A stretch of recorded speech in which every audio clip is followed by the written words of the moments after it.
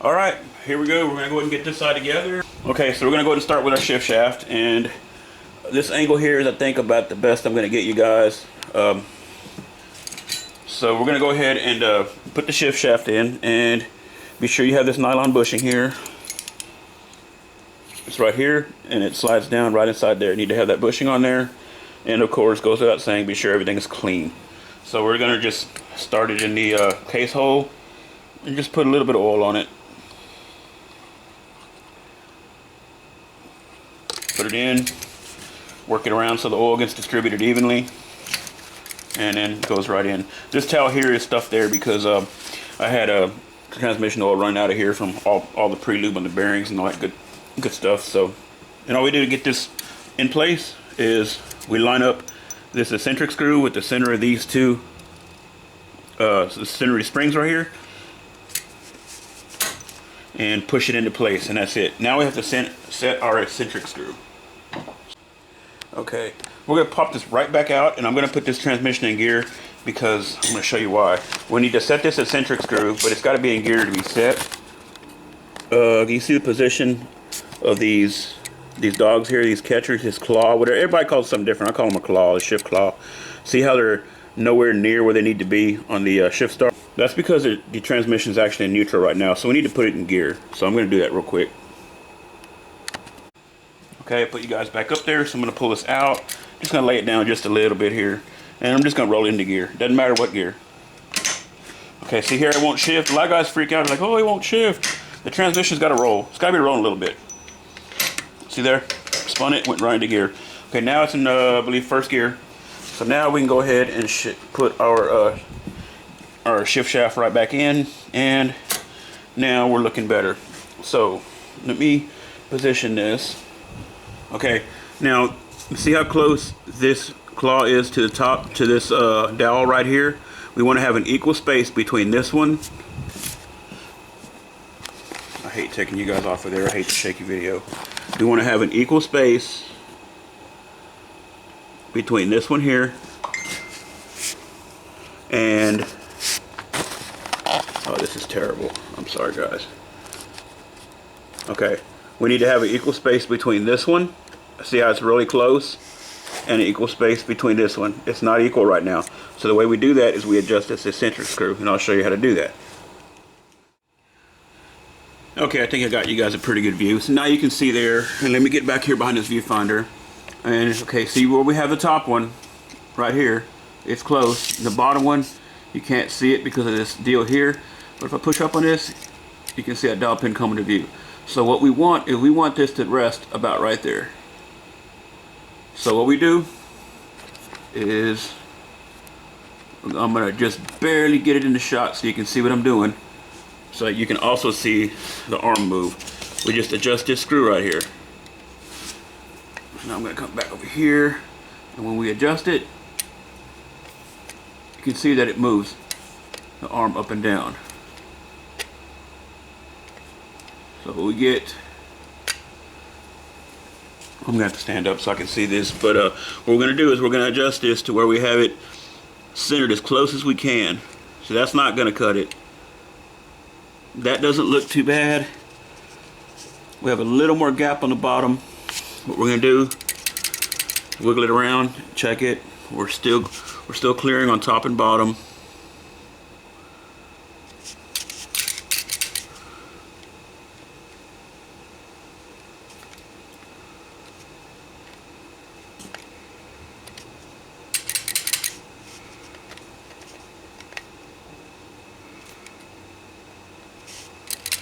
See, we really can't get a good adjustment on that thing at all. So what I'm going to do is look for a different eccentric screw because this eccentric is probably worn out. Okay, I've got a brand new eccentric here in my OEM box, so I'm going to go ahead and put this in. So being we don't have it tight right now, all we've got to do is pull this out of the way. Go ahead and take this one out of the case.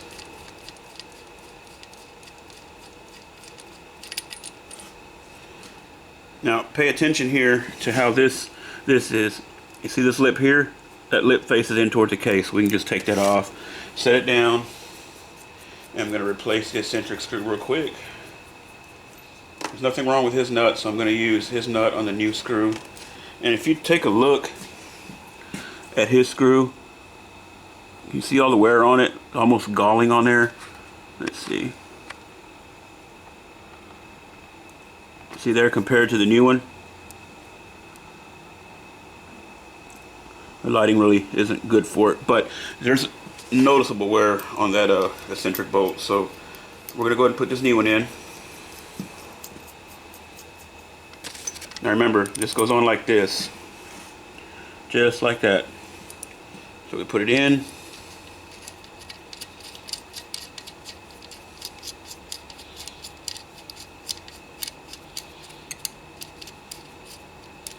Screw it into the case, and I want this about 1 round out. So now I'm going to hold that there and run this large nut up.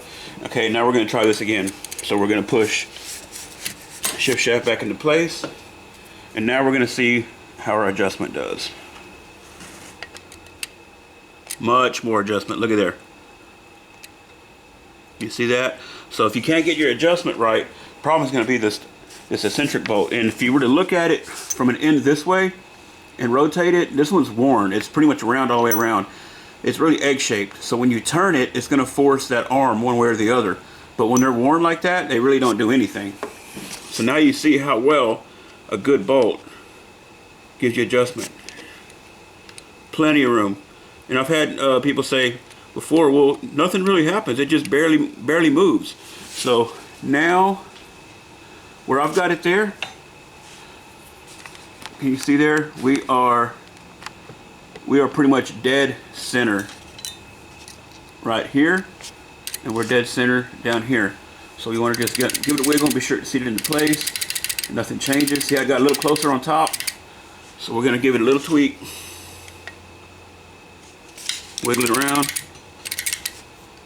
And of course, also this bolt could be moving a little bit. There. Now it's going back right where it belongs. Center. Okay, so now we have to jam that 17mm bolt. There. Actually, I'm going to be able to get it good and tight right there. I got a good bite on it. Okay, that's good and tight. And you can tell there are marks. I got you guys way out of shot. That sucks. Okay, what I do is put a mark right here, an index mark, lined up with this slot, and then I reach back there and I tightened it up. That's just kind of a reference. If I know this bolt turns, then I know it's not going to be an adjustment. So now we can come back over here. That would have it jammed tight, and take a look at those, and we're still centered really good. We got plenty of room on the bottom. You can't see it just because of this right here, but we're good to go. So last but not least, we need to fold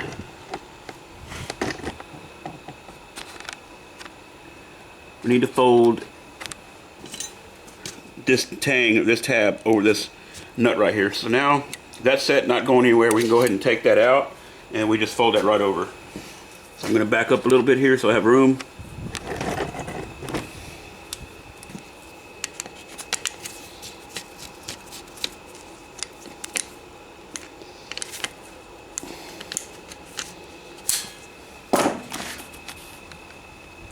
Alright, so you see how that's folded right against it? So now we're good to go there. It took a little longer than I wanted, mainly because of camera placement, but now we can go ahead and take this, push it right into place, and we know that we're good to go there. Okay, now we're going to do our kicker idler gear. You have your actual kicker gear. Let me widen this up a little bit. I'm going to lay it over here so you guys can see. You have your kicker gear. Behind it, you have the small thrust washer. And then you're going to put the gear on itself. And you're going to put on this washer with the, looks like a D. And then, of course, behind that, the snap ring. So that goes on just like this.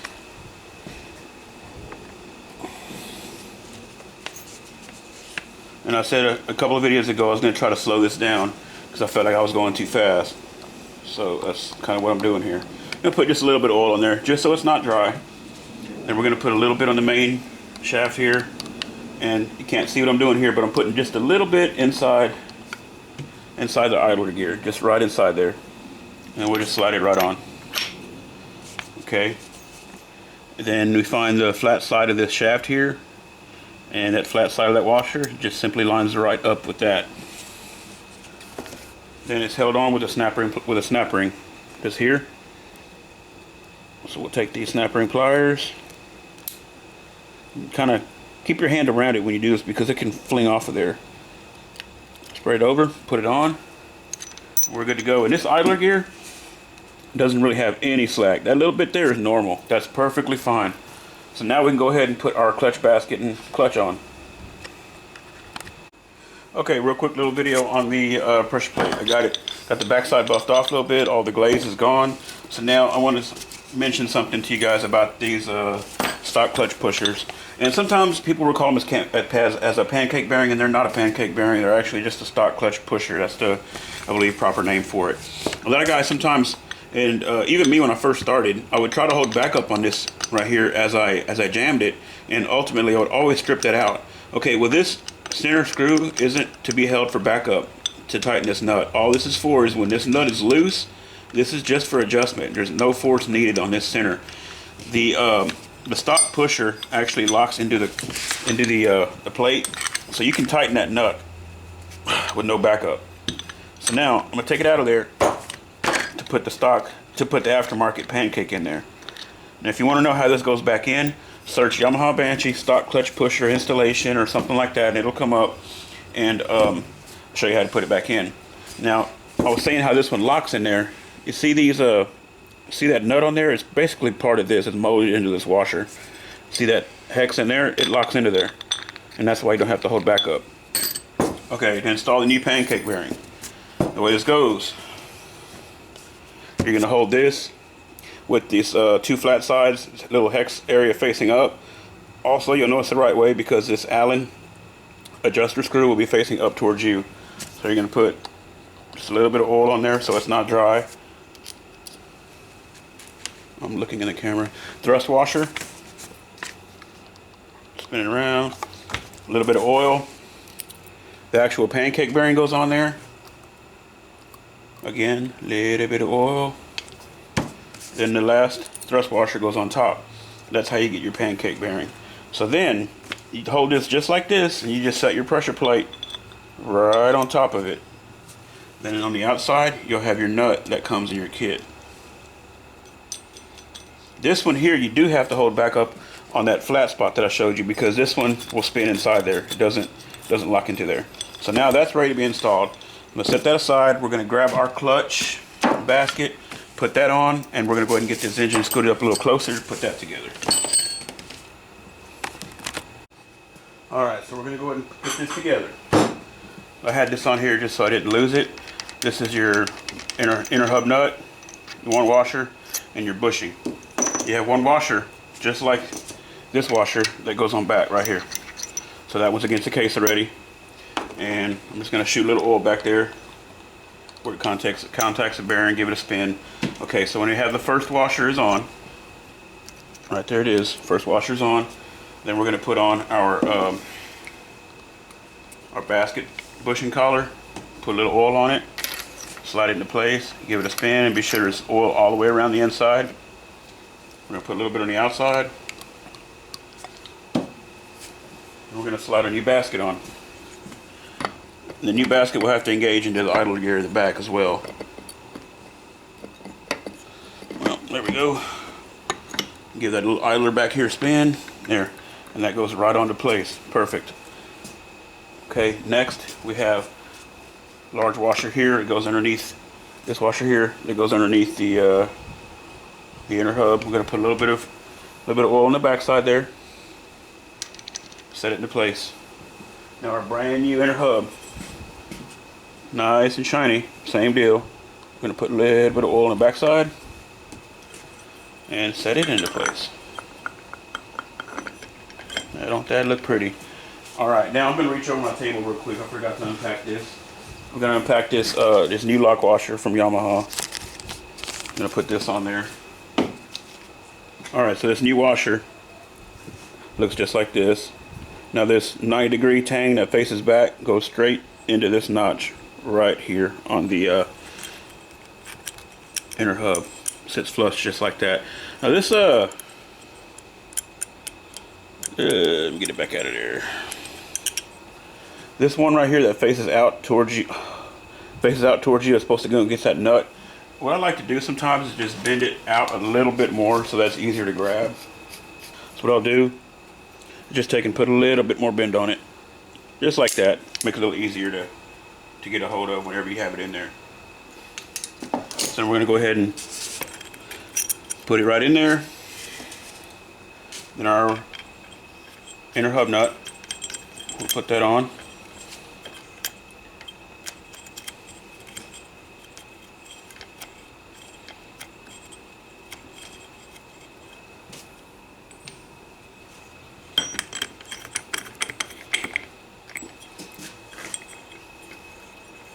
Alright, now I don't have a holding tool strong enough to hold this for a torque wrench, but what I'm going to do is what I always do is, you see how this lock washer will go right against this hex here? Well, I can't do that. That's going to be too loose. What I'm going to do is just literally spin this nut until I can get this flat side right here, and then that'll be plenty good.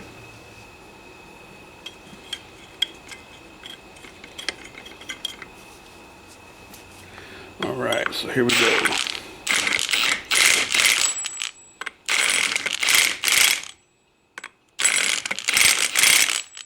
One more tap. There we go. Works fine with an impact, but that tool's a little bit weak for a torque wrench. But see there, everything spins freely, and we can fold that tab right over there where it belongs. So now that's what I'm going to do.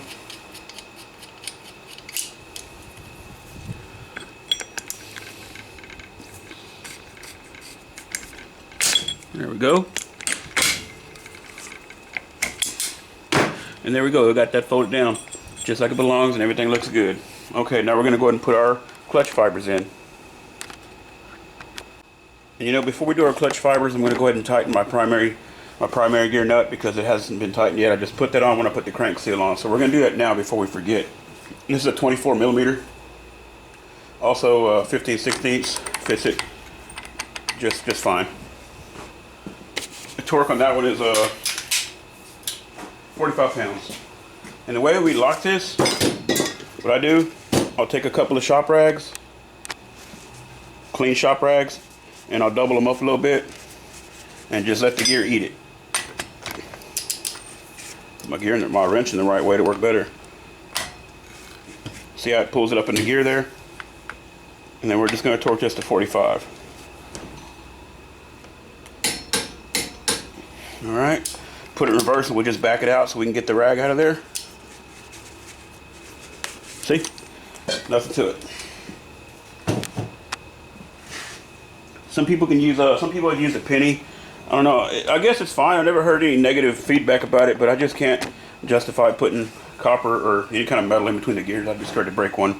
The copper's softer, but you know, still. Okay, so now we're gonna go ahead and put the clutch in. Alright, we're gonna start putting these fibers in. We start with the fiber and we end with the fiber. And yeah, these are going in dry. I don't pre-lube them or nothing like that. Never had any negative effects. I have a friend of mine that's been doing transmissions for a long time. And when I say transmission, it's not just one kind. He's gone to school for it. He does them all the time, and he puts them in dry. He just runs them through a process before he runs them. So that's what I do. I'm going to tell Matthew to do the same thing, and everything will be fine. So these steels have the hump on top, kind of like the OEM ones. So we're going to start one at 12 o'clock. We'll put a new fiber in. Remember, we started at 12 o'clock with that one. So then we're going to just skip a couple, put it here. Put another fiber in. Skip a couple. And put it here. And we do that until we have all of them in.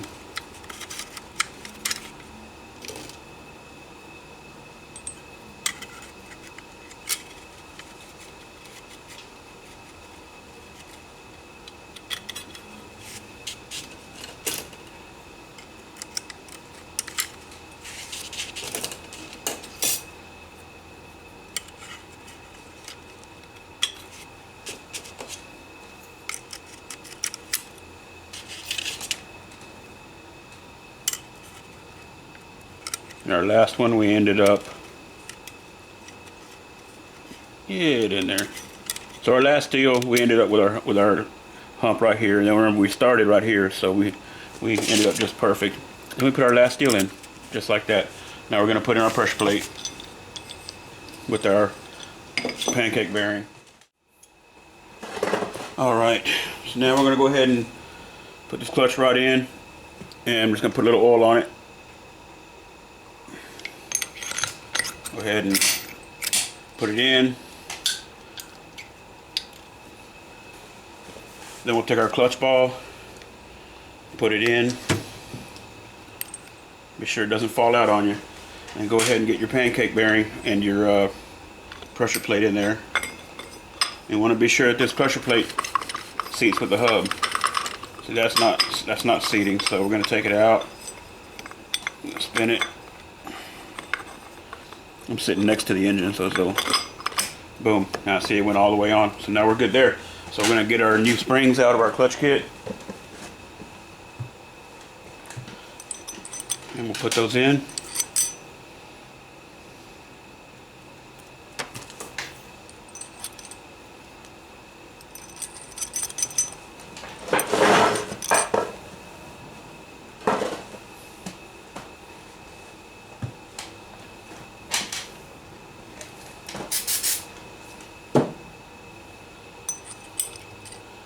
Followed by the clutch bolts, pressure plate bolts.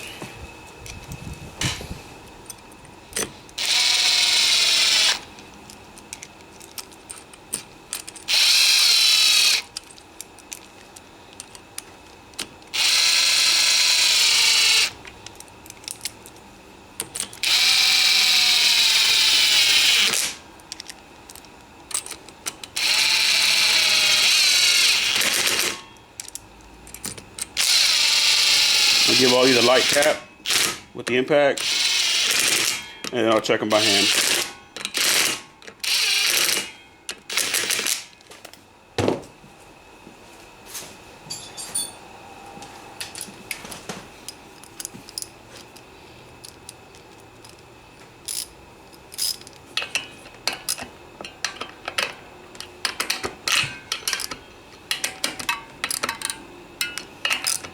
Those look good. Okay, now it's time to set the pancake bearing. Alright, so now it's time to adjust the pancake bearing.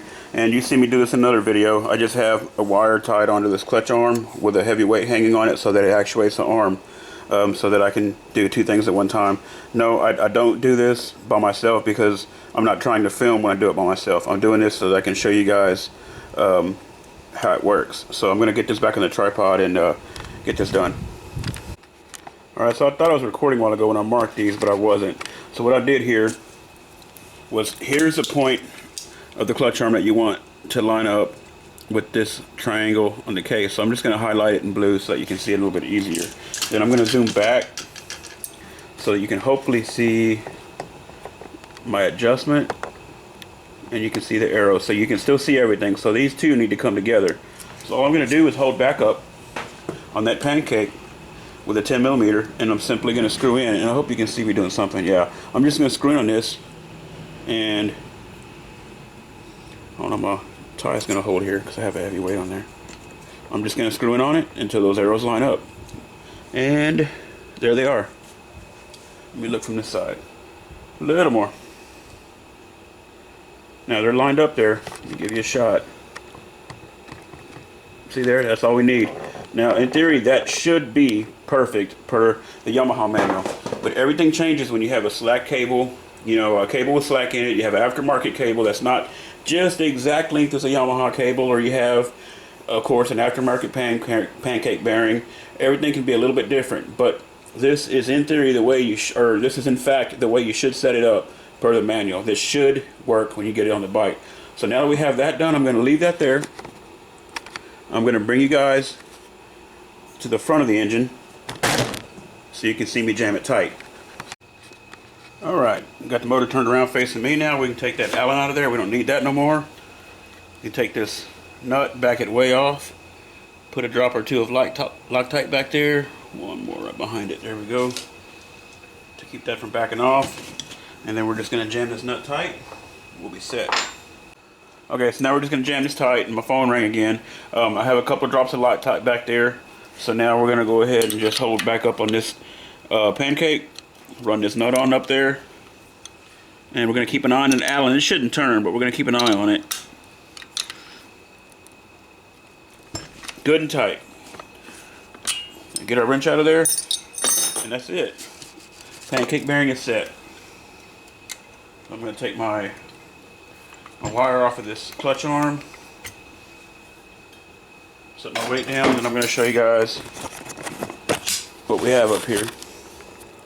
So let me actuate this arm. So there we go.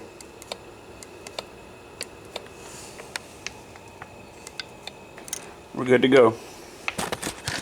So we have our clutch side all put together. The only thing we lack now is our idler gear, our kicker gear. We're going to go ahead and put that in. We'll go ahead and slide in our water tube, and then we're going to go ahead and jump to our top end. Alright, so we'll go ahead and put our, where's my oil? Go ahead and put our kicker gear in, and we'll just put a little bit of oil in the hole, a little bit of oil in the gear, all the surfaces, and then like any other one, this flat spot is going to rest against this case. This spring loop sits in that groove right there.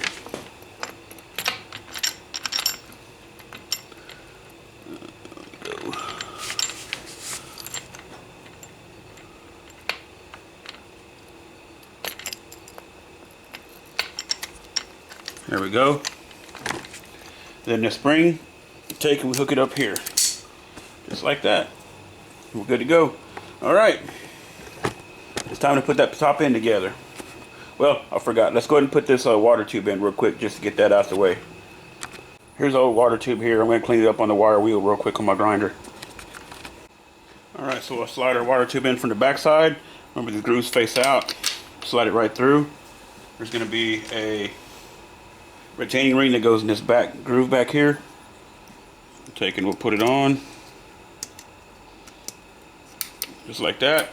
Then we'll take our O-ring, walk it right into place, and we're good to go.